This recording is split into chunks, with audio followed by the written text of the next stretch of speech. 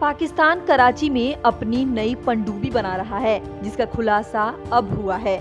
रक्षा विशेषज्ञों के मुताबिक पाकिस्तान इस पनडुब्बी से अरब सागर में भारत के लिए चुनौतियां खड़ी कर सकता है। सैटेलाइट तस्वीरों में कराची बंदरगाह के अंदर एक पनडुब्बी दिख रही है, जिस पर कोई कवर नहीं लगा हुआ।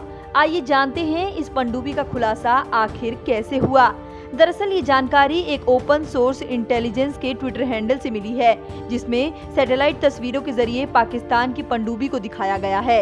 इस ट्वीट में कहा गया है कि ये एक मिनी सबमरीन है, यानी छोटे साइज की पनडुब्बी। साथ ही इस ट्वीट में एक लिंक दिया गया, जिसमें पनडुब्बी की खासियत के बारे में बताया गया है। बता दें कि कराची के PNS इकबाल पर पाकिस्तानी नेवी सील का कोर्स पूरा करने वाले सैनिकों की पासिंग आउट परेड के समय भी ये पनडुब्बी दिखाई दी थी। ये तस्वीरें 3 जुलाई 2020 की हैं, जिसमें पनडुब्बी को ढका गया था। आपको बता दें कि कराची का PNS इकबाल पाकिस्तानी नौसेना के स्पेशल सर्विस ग्रुप का सैन्य अड्डा है।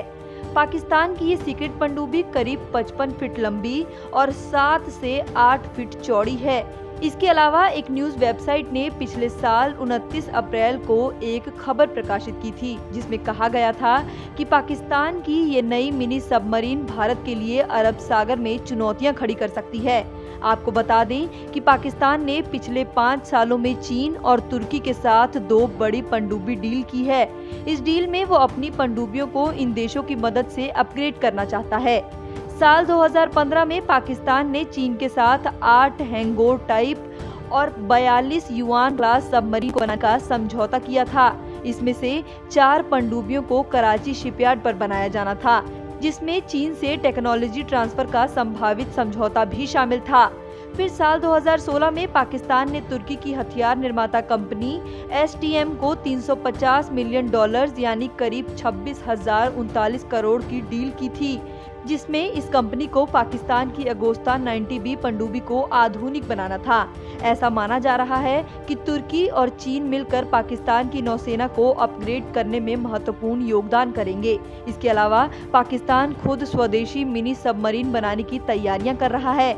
इसके पहले पाकिस्तान की स्पेशल सर्विस ग्रुप यानी SSG नेवी खुफिया ऑपरेशंस के लिए कोस्मो MG-110 पनडुब्बी का उपयोग कर रही थी। ये पनडुब्बी 1990 के दशक में बनाई गई थी, जिसकी उम्र अब पूरी हो चुकी है।